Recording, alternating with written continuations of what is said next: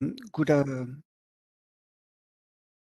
Hello, everybody. So you heard that. So I would like to remind you that this talk is recorded. So I propose that we start. Thank you for joining. It's a real pleasure to welcome you to this first edition of the Sustainability Lunch Talks dedicated to energy balances.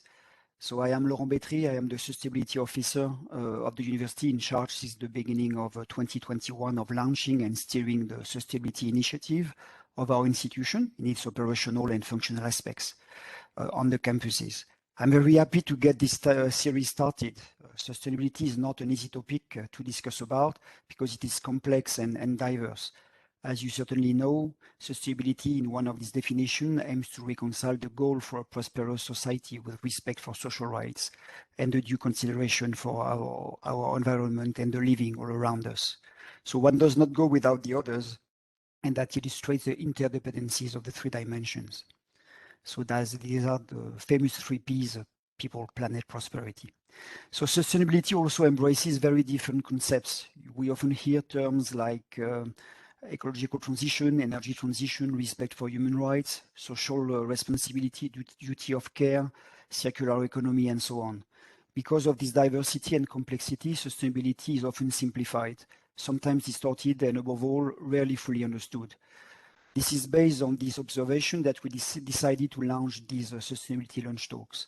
They are intended to answer the question that each of us is asking, to set the fact straight and intelligible.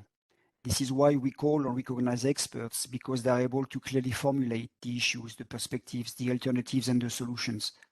We also wanted these talks to address all of us, informed or not, conscious or not, committed or not, so that we can position ourselves and contribute to the profound changes in the making, already unfolding.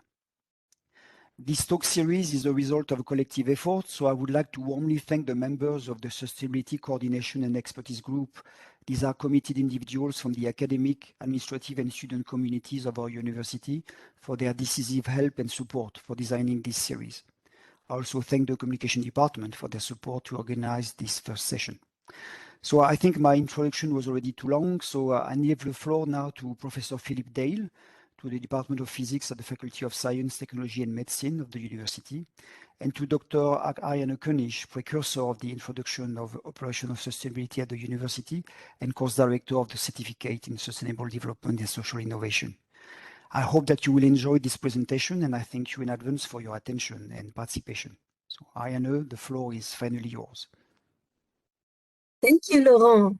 It is my pleasure to co-host this first talk in the seminar and to introduce Phillip Dale and to moderate the questions. With recent global geopolitical events, but also ever more ambitious national climate change policy, we're actually all directly experiencing real consequences of the instabilities of the global energy and climate system. First, facing much changed energy bills, but also when we then look into alternative solutions, waiting times are skyrocketing, prices are fluctuating, and much more turbulence is ahead. So I think Philip's talk on the energy balance will really give us invaluable contextual information as we seek all together and individually how we can best adapt to this new situation and what actions we might want to take in a more proactive approach for a better future. So Phillip Dale arrived in Luxembourg actually in September 2007. He then won an Attract grant in 2008. And since then, he started his own team in the Laboratory for Energy and Materials, which is actually part of the photovoltaics renewable energy cluster funded by Susanne Siebentredt in the Department of Physics and Material Science. So his current research is focused on building integrated photovoltaics and with a focus on the work, on small, semi-transparent and colored solar cells. When he's not researching, he's working to make the topic of energy, energy systems, and personal choices more accessible for everyone. So please feel free to type any questions you might have in the chat. I will bundle them and ask at opportune times. And now it's my pleasure, without further ado, to give over to Phil. Thanks, Phil. Thank you, Ariana, for the very kind introduction. Thank you, Laurent. Can everyone see my screen? Yes, perfectly. Wonderful. So, hello, everyone. Thank you for coming to listen about energy balance. And by the end of today's little workshop, I promise that you will learn more about your own personal energy footprint. We're going to calculate it together. And we will know more about renewable energy sources, and we will try and make sense of which renewable energy sources are better or worse, or if there are advantages and disadvantages.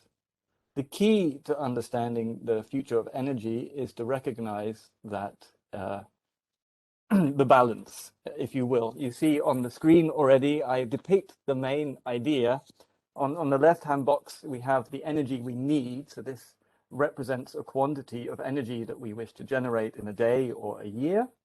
And of course, we need to match that with the energy that we can generate.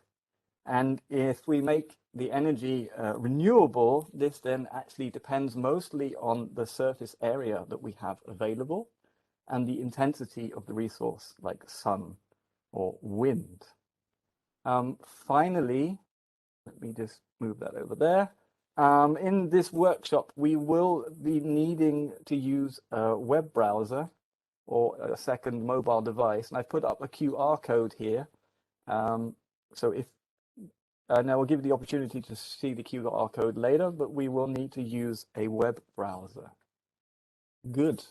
So with that out of the way, let us begin. You may recall last year that Luxembourg and the surrounding regions faced heavy flooding, and quite a few houses were inundated and water levels rose and got very high. On the other side, at the same time, we were having extreme high temperatures in places like south of France, Italy, and in Greece, Turkey, and in Australia, and even reports of Canada and US. We were having forest fires. So we were having extremes of weather.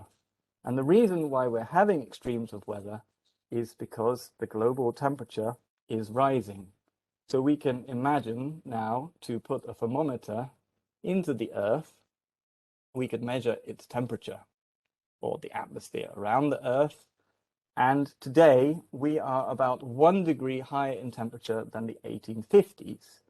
And the IPCC assessment report, the people working on the physical science basis, tell us that we can expect 5 times the extreme heat events compared to 1850, simply because our global temperature is 1 degree higher.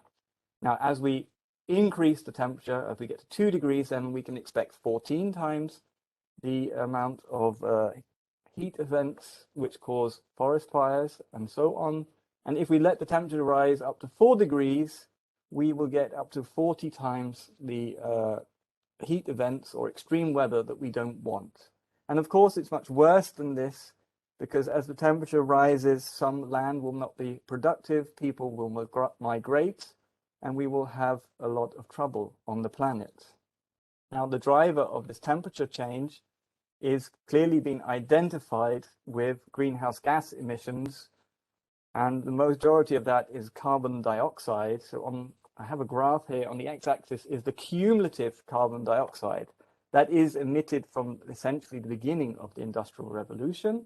And as the carbon dioxide rises, so does the Earth's temperature, shown here. On the y-axis, the black line depicts historical data, and these color lines represent forward projections from scenarios calculated by the IPCC. And essentially you see the more CO2 we emit, the higher the temperature that we can expect. Now, of course, our main source of CO2 is coming from our lives, our lifestyle, what we choose to do. So, of course, we need comfort in our lives, so we heat our houses, or if we're in hot areas of the world, we cool our houses. But this takes an extraordinary amount of energy. Of course, we travel to work and we travel on holiday, and therefore we have cars and buses and trains, and these take energy to build and energy to move around. We have light, which turns out to be quite cheap, and of course we need food and we need to cook the food. And finally, we can consider our electronic devices and our all the data that is required. And the majority of this energy currently comes from three main sources. That is coal, oil, and natural gas. And these are called fossil fuels. And what we'd like to do is we'd like to replace these with renewable energy technologies which do not emit carbon dioxide. Now, in order to have a meaningful discussion, we actually have to get quantitative. And that is what I'd like to do now. And I would just like to discuss with you energy and how we measure it. So energy, and this will be the only equation I show, I promise. There are no other equations. Energy is defined as power, which we can measure in joules per second or here in watts, multiplied by time, and this gives us the energy. So the unit we're going to hear a lot and see is this watt hour, and it consists of the power of a device, an output or an input that is required or given, and the time that that device or need is running for. So watts multiplied by hours, watt hours. So let's have an example. So if you're a cyclist and you're pedaling reasonably hard, you produce an output power of mechanical work of about 150 watts. And if you cycled for 1 hour, you would output an energy then of 150 watt hours. Okay? And if anybody would like to try that, they can pop down to the Scientines lab and see Una. And we actually have a bike, and you can try actually lighting up some light bulbs or turning some wind turbines and seeing that. Another example is now for a need. Let's imagine we have 10 LED light bulbs, each requiring 15 watts. The total load then would be 150 watts. And if we ran them now for 6 hours, then our energy need would be 150 multiplied by 6 would give us 900 watt hours. Now you can see we're going to quickly run out of room here and put lots of zeros in. So we actually use mostly this kilowatt hours. So kilo meaning to multiply by 1,000. So 0.9 times 1,000 is equal to this 900 watt hours. So 0.9 kilowatt hours. And this is the unit we will discuss. Now I'd like for us to get some feeling of this. So this is our first chance to have some kind of interaction with our audience. I'm going to ask you in the audience to guess how many cyclists we need to run various objects. And if you could put your answer in the chat window, then Ariana can perhaps call them out to me, and we will see how we go. So the first object is a flat screen television of reasonable size. How many cyclists do we need working for us for 1 hour for the flat screen television? Can anyone guess? And please feel free and don't be embarrassed. Okay. I see David Cole wants a very big flat screen, as does Paula. Sorry, I was muted. Most guesses were between 4 and 6. There were a couple of guesses a lot higher, up until 50. Okay. And a couple of guesses lower, going down to 1. Okay. So, but the bulk was between 4 and 6. okay, between 4 and 6. It's not that bad, guys. Flat screen televisions are, in fact, pretty efficient. So a small, well, a reasonable sized one, you need about half a cyclist to run that. So let's move on to our next object. Here we have a microwave, which everyone has in their kitchens, I assume. If it's running on full power for 1 hour, how many cyclists do I need working for me for 1 hour? Thank you, Hassan. 10, 20, 5, 6, 7. Okay. One person went up to 300. Wow. Okay. That is Another a lot of 50. cyclists. Oh, Thomas Barrow would like to annotate. Can I decline, Thomas? Oh. Okay. A majority of people said 10. Okay. So it's about 5 cyclists. If you have an 800 watt microwave or 900 watts, you need 5, 6 cyclists. Okay, let's Great move guesses, on. Jean-François, Juliette, Ludi. So several people got it Oh, well done. spot on. So Well let's move done. on to the hairdryer. A hairdryer is a common item, I think, in the house. Is it expensive or not? Okay, let's have a few guesses. Okay. 50, 10, Okay. 12. We have a few, some from the experts even. Very good. So heat is really expensive. So you need 10 cyclists to run an average hairdryer, and some hairdryers get even more expensive. Okay, let's turn our attention to a very big fat car then. Let's imagine a proper Luxembourgish car cruising on the Autobahn or the Autoroute at 120 kilometers an hour. How many cyclists do you need to pull that car along?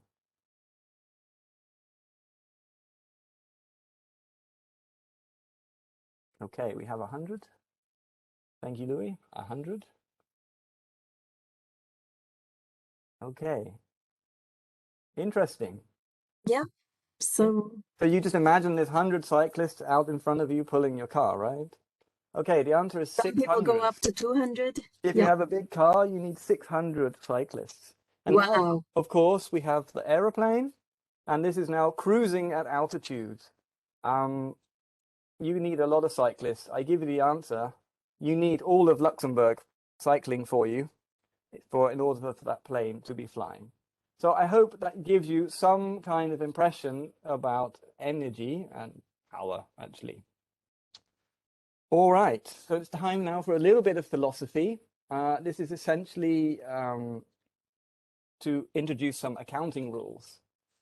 So, René Descartes said a long time ago, "Je pense, donc je suis." I think, therefore I am. And I would like to update that phrase for today's workshop, and it is the following: I am, therefore I consume. What does this mean? Well, this means that I am an individual, and I am currently presenting to you by using this lovely Apple laptop. And I chose to buy that Apple laptop, and I went and bought it. If I did not buy it, it would not exist, because the factory would not have made it. Because if the factory produces a lot of goods that nobody buys, then the company quickly goes out of business. So the very fact that I exist means that I do consume and I use resources. And any resources I use will include energy. Now, for today's purposes, we're going to make some brutally simplistic assumption, and that is to say that everything you do, all that energy belongs to you. It is your responsibility. Now, I realize this is an oversimplification, but it makes our calculations easier. So what we're going to do right now together, I hope, if technology allows, is that we are going to calculate our energy needs. So what will this consist of? This will consist of maybe the heating and electricity in your house. It will consist of the things that you eat and the transport that you take and any pets that you have. So if you have a mobile device, please could you take a picture of this barcode Alternatively, go to your web browser and type e4l.uni.lu. And then I would like you to click on the menu button to go to Workshop. And I have a workshop code. And I would like you to enter the code 0505. All right. For those of you, maybe you can put that on the chat, Ariana, 0505. For those of you using a web browser, I'd like you to follow me. So let's see if this works. Apparently it didn't work. Okay, end show. Okay, so can you see my screen again? It should be the website. Ariana, can you nod or say yes? Good. Okay, yes, we can. Thank you so much. So if we now go to Workshop and scroll down, I have a workshop code. And you type in 0505. And now we press Access to Workshop. You come to your first energy question.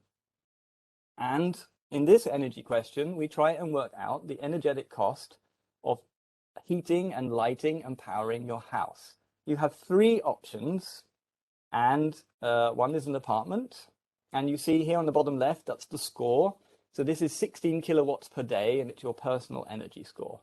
Then in the other side, we have this house, and your energy score jumps to 64. Now, the reason for this is that most of your energy cost in normal housing stock will be the heating. And in a house, you have 4 free sides, meaning they're all exposed to the air. That means the house actually cools rather rapidly.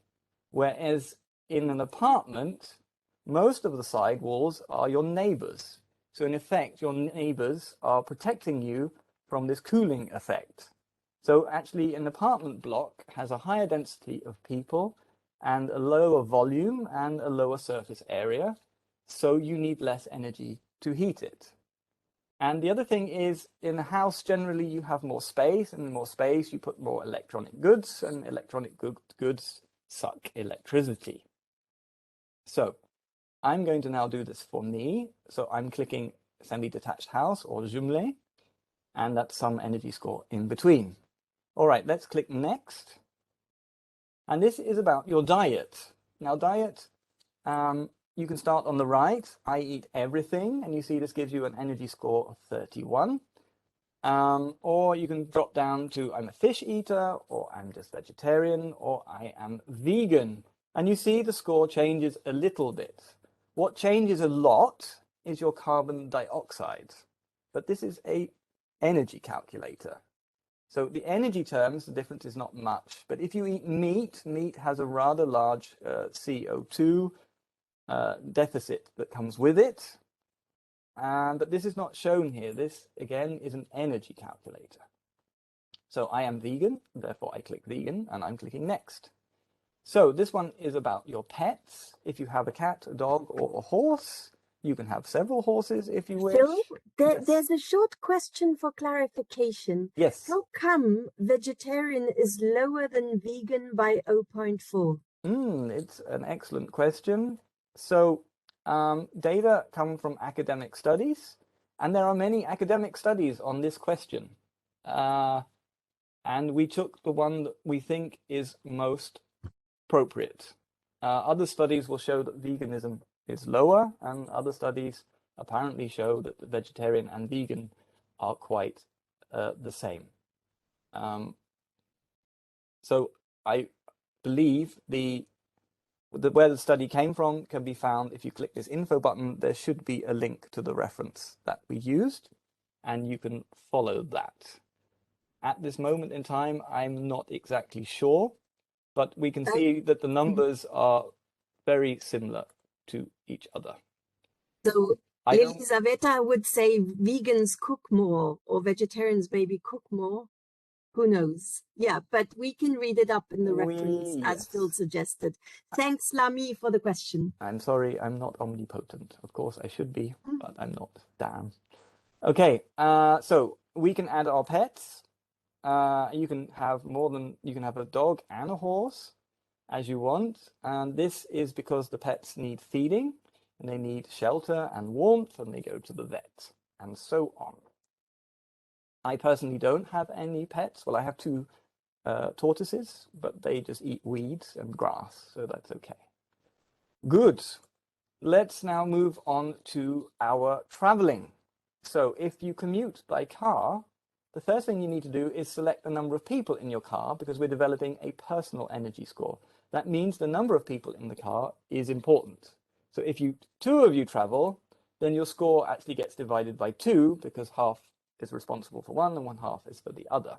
And then you would put the total distance traveled. So if you travel from Luxembourg to Belval every day, this is about 25 kilometers, I think. So then you would write 50, for example. And then you would see your score here at the bottom. Phil, there's another question. So how about children? So I guess they would need to do their own personal scoring, but do they have a larger footprint? So well, we'll address children at the end because you will actually see it in the final data. Right. What I would say is I actually take the train in the morning, and I think the train goes about 23 kilometers, let's say. And in the evening, I cycle back home, and because I take a more direct route, then I cycle 18 kilometers. So that's possible. You can have more than one option here. So when you've done that, then you may click next. And I guess most people in the audience should be working at the university. However, if you're at LIST and you're in the research institute, like I am, you actually have a lot more heavy equipment running, and then your score jumps up to 50. If, on the other hand, you're a teacher and you work at school, this is full of big empty rooms and lots of people. So the score is quite low. And if you work in the restaurant sector, the score is actually surprisingly high. Nonetheless, I work at university. So let's click that one. And next. Now, this is your holidays or business travel, and this is where academics can really get into trouble, especially if you're not in pandemic times. So just note the first 4 options are for Europe. The last option is intercontinental, and I went to see my family a month ago. So that immediately adds me 18.6. This number is not for the flight in one day, it's for the flight spread over 365 days. All right, so the cost of the flight would actually be this 19 multiplied by 365. Okay, I also did a PhD defense in Barcelona last month, and I went on holiday with my family. So that's 2 kids, 2 adults, and I went to France. Voila. Okay, so there is my travel. Finally, we have stuff, things, objects that we buy. And this, of course, is exceedingly personal, and we should go through item by item. But for practicality's sake, we grouped people into 3 types: low, medium, or high energy or stuff, buying things. So if you're a low energy user, for example, you dry your clothes in the air, you probably cycle, you don't have any electronic goods, you read books, and you eat mostly at home, and you eat fruit and veg and things that come from local areas. If, on the other hand, you are, let's say, on the other scale, then you may have 1 or 2 big cars in your family. You certainly use a tumble dryer. You have a lot of electronic goods. You take takeaways, you certainly have bottled water, and you eat exotic fruits. Now, of course, everybody has to make their own judgment call, and we all sort of compare between each other. But in general, if you have a Luxembourgish salary and you're not very careful, then you should click high, okay, compared to other people in the world. And I would argue that I'm somewhere between moderate and high, but okay, I have a Luxembourgish salary. Let's go high. Good. So I've got this total score. Now, if everybody presses finish, it will take a couple of seconds and you should come to a results page. And in the results page, you will see a lot of comparisons between my personal score, the website score for Luxembourg, the score for Europe, and we will discuss these.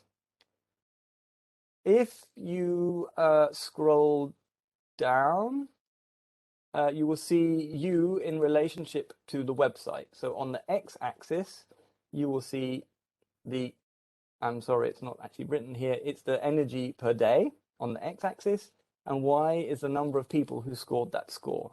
So the most popular score is 130 kilowatt hours a day, and they scored 240. We have another question by Constance. There are two questions, basically. How comes that Europe's average score is so much lower than the Luxembourgish average score? Okay. Are these comparative figures related to COVID-19 times? I will deal with that question at the end, if you don't mind. I am noticing the time, and we are running a bit late for the comments. It's good. So what I'm going to do is I'm going to just basically see if we can find those scores, because I would like to have a look inside actually what so we can actually check what everybody put anonymously inside of our survey. However, if this takes too long, I will just revert back to the website. Unfortunately, the server takes a teeny weeny bit of time to update. Okay, let's give that one more try. I might try at the end, actually. For the interest of time, I'm just going to go back to my presentation. And since that all worked, we can skip along here. Boom. So you've carried out your energy footprint. Congratulations. I hope that helps. And what does it all mean? So you see that we have a distribution. Not all human beings have the same energy need. Here you see for the website, and actually most users of the website are the school children we go and see, and the school children's data tends to be on the left-hand side over here, and the adults tend to be more in the middle and to the right. And if you're Luxembourgish, the national average Luxembourg score is 200 kilowatt hours a day. If you're European, it's about 100 kilowatt hours a day, and this is a geographical European, not a political European. But to give you some idea, in France and in Germany, it's about 120 is the average. And if you're a citizen of the world, meaning you're an average person in the world, then you use 60 kilowatt hours a day. So there is something about living in Luxembourg which makes you very special. You are allowed to use 3 times the energy of an average citizen. Good. So how do we actually calculate our energy need for Luxembourg then? So we now, this big box here represents our energy need, and we multiply it by so we have the energy need per day. We know how many days are in the calendar. We know how many people are in Luxembourg. This tells us our complete energy need. And so essentially the size of this box is essentially our average personal energy footprint multiplied by the number of people in Luxembourg. And this tells us how big the pink box is that we need to generate. So what are our options? Well, for renewable or non-CO2 emitting, we have a few options. We have nuclear power, wind, biomass. We have water power, given by this symbol here, this cog with the lightning. And we have photovoltaic power or thermo heating water on a roof. And I've just put some symbols here because they'll come back up for us. So Monsieur Macron makes a lot of noise about nuclear. I would just like to make a small point on this in a second. So here is our current energy mix for the world, actually. We basically rely on 92% on fossil fuels, 4% on nuclear, 6% on hydro, and the rest is renewable. So I'd like to take the chance to discuss nuclear now, because many politicians quite like it. I'm showing you here something called the Red Book, which you may find at this web link, or you may Google it. The important point is it's written by 2 of nuclear's biggest boosters, i.e. they are fanboys. This is not written by Friends of the Earth. This is not written by any protesters. This is written by people who fully support nuclear. And it says inside, identified recoverable resources, including reasonably assured resources and inferred resources, are sufficient for over 135 years, considering uranium requirements as of 1st of January 2019. So at first sight, this sounds like very good news. We have uranium for 135 years. That's very good. However, the clue is in the next part of the sentence, requirements as of 1st of January 2019. Meaning, if I build new reactors, I am increasing the demand, all right? So if we do as Monsieur Macron wants, and let's say we change our energy system from fossil fuel to nuclear-based, let's take a conservative thing and say we increase from 4% up to 40%. That means we have 10 times the nuclear reactors. We would need 10 times the fuel, which means we would use the fuel up 10 times as quickly. Meaning we would run out of nuclear fuel in only 13.5 years.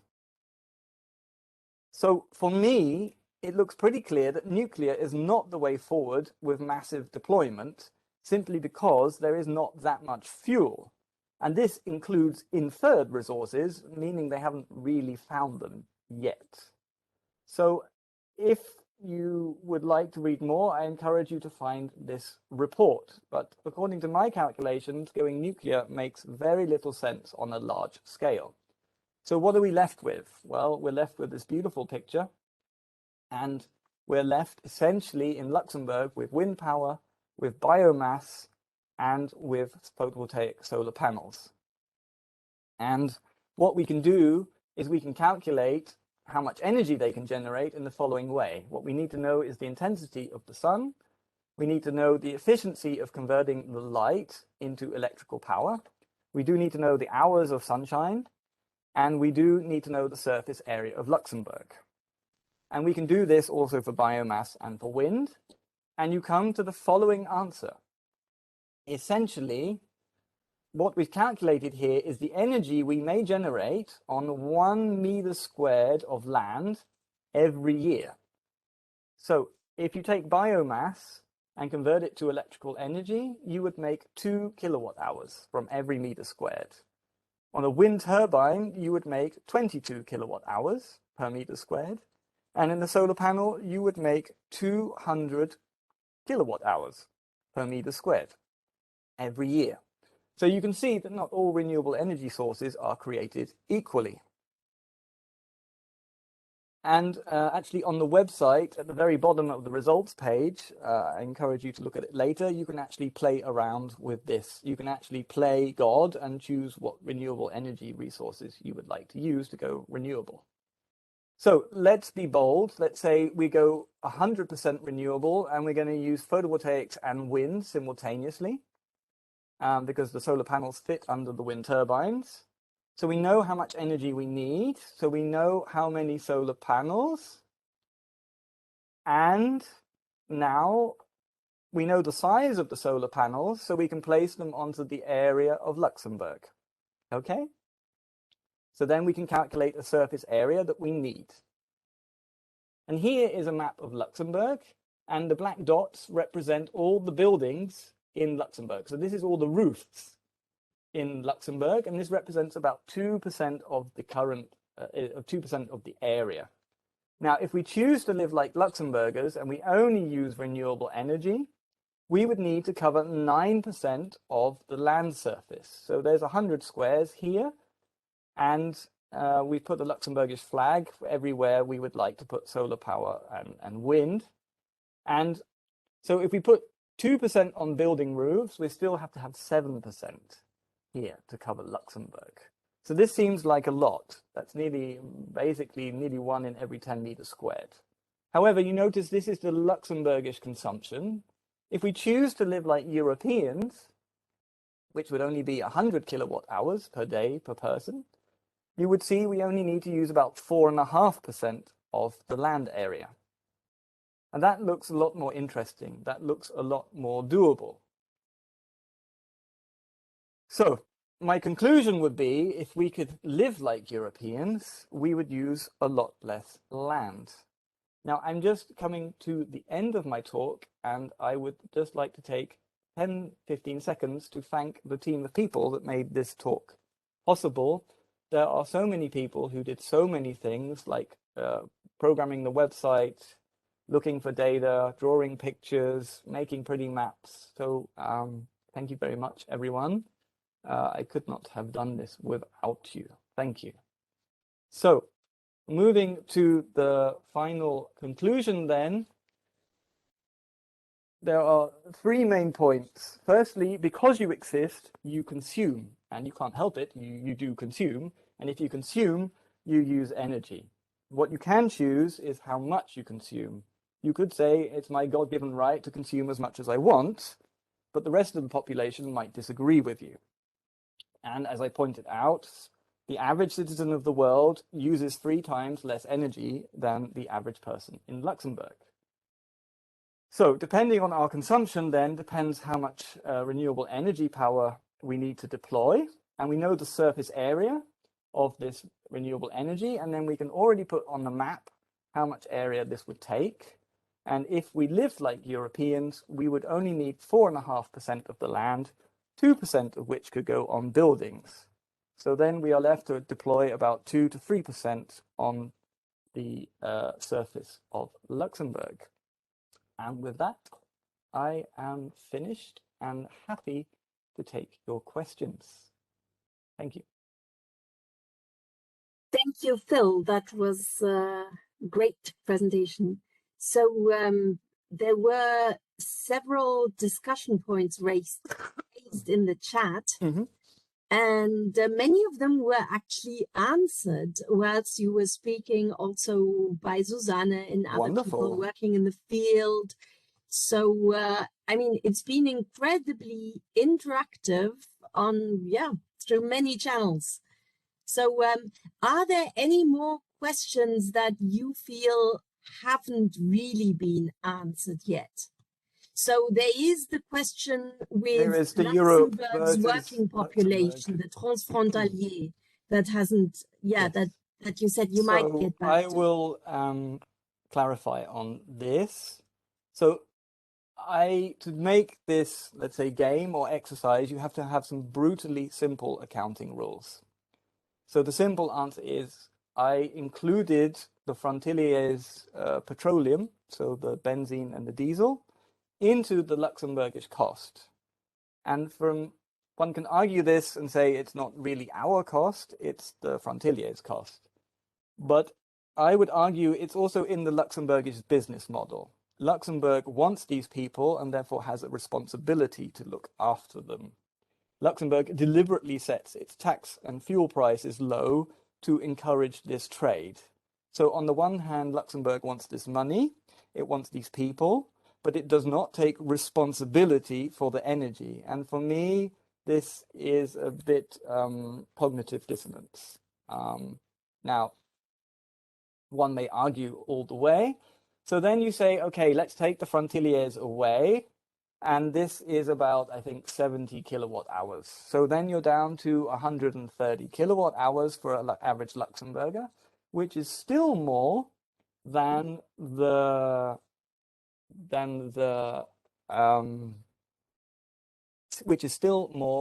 average European. And essentially the answer is money. Your energy use scales with the GDP of the country. The more money you earn, the more you buy and the more expensive things that you do. And there is a beautiful graph where you can plot GDP versus energy consumption of the country, and you find there is almost a linear relationship between the two. And as you know, in Luxembourg, the salaries are high. So you tend to spend the money, and if you spend money, you consume something. So Luxembourg is high. I mean, you can see it just in the cars, right? You can look at the average car in Luxembourg, and then you can travel to Belgium or France, and you see the average car is smaller, and there's probably less of them per family. So I hope I could argue nicely on the European context. Thank you. There's another pertinent question by Laurent Bétry. So how should we come from 2.5% of surface with available roofs to 4.5% or 9% of the total Luxembourg surface. So that increases the pressure on land, doesn't it? Do you envisage solar fields? And Bob adds, well, maybe reduce the energy first, think about sufficiency. But yeah, what are your thoughts on this? So I agree with Bob. We should try, if humanly possible, to decrease our energy consumption. And there are some simple steps that we can all take to do this. And I'm happy to discuss that with anyone who wishes by email or whatever. So there is a new concept which is called agrivoltaics. And this is essentially saying that land can have combined use. There are some plants and trees which do not need all the energy that they receive from the sun. And therefore you can have combined use. And this is clearly in the research stage. You can find papers on it. You can even find YouTube videos on it. But essentially you may have solar panels up above your plants, and there will be the plants in shade some of the time, and some of the time they will be in the sun. And now we also start to work on semi-transparent solar cells in our research group. And that means you let some of the light through to the plants underneath, and some of the light is captured by the semi-transparent solar cell. So we can have dual functionality of land. Thank you, Phil, for your answer. Anke Vogler raises her hand, so I will unmute her. Hey, Anke. Hi, Anke. Sorry. Hi, I think this was more a mistake. Oh, okay. Technical Great. issue. But it did work, so proof So, of super. concept. Okay, thanks a lot. So from Cassandra in the chat comes the question, could you mention the 3 top ways in which the average Luxembourger or European can reduce their energy consumption without getting into specific cases? So what would you do? So if you're Luxembourgish and you have a Luxembourg salary, you also have access to government subsidies. So assuming you have a reasonable salary, and it's possible, the easiest thing for you to do is to turn down your thermostat in the winter. You do not have to live with 25 degrees in the house. You can actually live with 20 degrees in the house and wear trousers and a pullover. This would be the biggest single thing that you can do. Regarding transport, I mean, the transport is free in Luxembourg, but to use public transport, you also need to have more time in your life. You need to work on your work-life balance, I would say, and you need to plan. But Luxembourg is very good for public transport. And I would also mention right now it's Manvelo op Schaaf starting next week. And I think it would be, you will see more and more cyclists on the road. And of course, if you use your bicycle, you're not using your car. And I'm very encouraged. Yesterday, I was cycling home from Limpertsburg and I was stuck in traffic, but it wasn't car traffic. I was stuck in bike traffic. That is the first time ever in my life I've been stuck in bike traffic in Luxembourg. So that was amazing. Wow. That is great. And I heard from a friend in Copenhagen, it sometimes takes up to 3 phases of the traffic lights for bikes until he can cross. So they really already have traffic jams on the bike paths. But I guess there's a little bit of way to go there from Luxembourg. So getting that back sounds great. To Constantia's question, cost-free is to turn your thermostat down. Second one, try using public transport if you can. And another thing that does not cost you anything and will improve your health will be to stop eating meat and eat more vegetables and fruit. This will not help the energy super much, but it will help a lot of other environmental things. Well, this is the top three, I would say, that don't cost you any money. If you have money and you would like to spend it, the best thing you can do is to insulate your house. That is the best thing you can do with your money. And if you had even more money, you could consider putting photovoltaics on your roof if they are facing the appropriate direction. Please do not do this if they're facing north. If they're facing east, south, or west, it's okay. So, and there were quite a few complimentary actions as well on the chat. Thank you for those. It's a very interactive chat.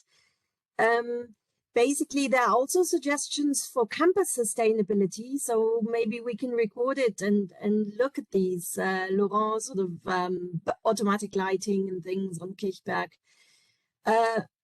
Mark Cole asks, one point in an overall calculation, is it not generally preferable to have energy collection centralized rather than decentralized on individual panel on rooftops because they can be maintained more efficiently? So the question is whether we should have distributed power generation systems or more central. More centralized, larger cooperative or public solar, larger solar systems. Yeah.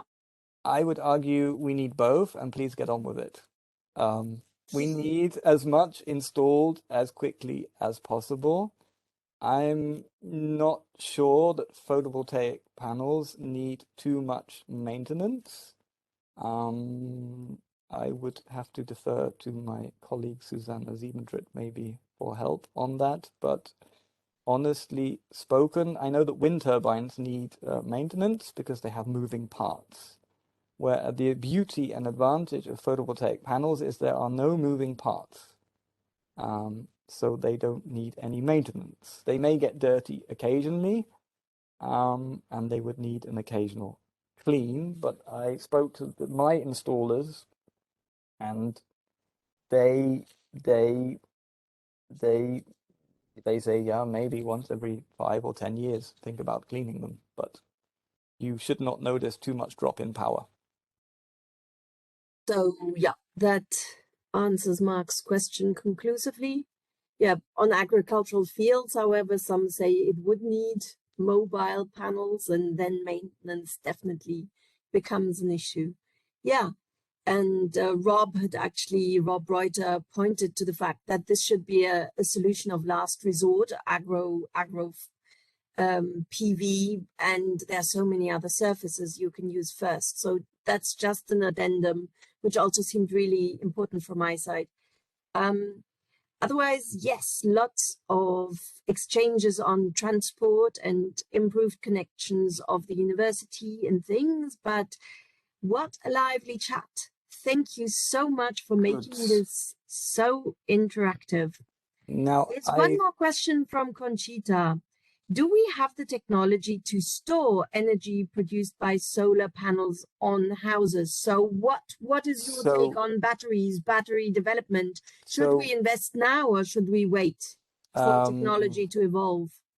So there are actually 2 timescales we have to worry about for energy storage. So right now, with energy prices right now, I believe it is commercially, it makes economic sense even to have a battery with your PV system. So I hope Alex Reddinger does not mind me dropping his name, but he has a PV system and a battery. And that works beautifully for him. And he does this because the cost differential between the cost of buying and the cost of selling electricity. So if you have a battery, there is a price for storing energy. Nonetheless, in the future, it is de rigueur. We will need them. So you will think about having a local house battery, for example, and then maybe we will also have district level batteries. But we should not rely on batteries for long-term energy storage when we discuss seasonal energy storage. There we need a fuel. And of course, then we move the discussion to hydrogen. And therefore, hydrogen, of course, We will use the sun's energy in the summer to make hydrogen gas, which we'll store. And then presumably we will use this hydrogen maybe in fuel cells, or maybe we'll burn it to create heat, to warm our houses by district heating, maybe. I don't know. I'm now imagining things I don't understand really. And yes, I'm going to stop talking, but it's clear that we need a fuel and a battery. Great. Yes. I think we should wrap that up now. I think Laurent had a last message maybe about the next talks, right? Good. Sure. But thank you, Phil and Ariana, for this very interesting talk. I agree it's very lively, and I hope that I was able to collect most of the ideas that were displayed in the chat. Yes, in fact, we will have, we started the series, so we'll look during our second sustainability talk at food. You want to say something, Ariana? No, sorry, I was trying to clap. Okay, no problem. Thank you. So we will have a look at food. As you know, cereal production is severely impacted by the war in Ukraine and might create durable impacts across the world. So this talk will give some insights on the weight and impact on food production practices and behaviors, global warming, soil preservation, resource protection. So this talk is scheduled on the 29th of June, and we will advertise for it. We also plan to have a look at mobility during the European Mobility Week during the third week of September. Travel and commuting will be the core topics addressed in this talk, and we will have also a specific focus on global warming in another talk at the end of October. So thank you again for your lively participation, and we hope to see you again on the 29th of June for the second Sustainability Lunch Talks dedicated to food. And have a nice afternoon. Goodbye. Maybe Ariane or Phil, you want to say something? Thank you, Laurent. Yes, just from me, thank you to Laurent to getting this up and started, the Lunchtime series. It's a great initiative. Yes. On behalf of everyone, I'm saying this. Thank you, Laurent. I will hang around online for the next 15 minutes if there are any further questions. Maybe Constance, could you release the microphone that then everybody could maybe speak? I don't know if that's allowed, but probably you want to stop the recording first, I guess, if you're listening, Constance.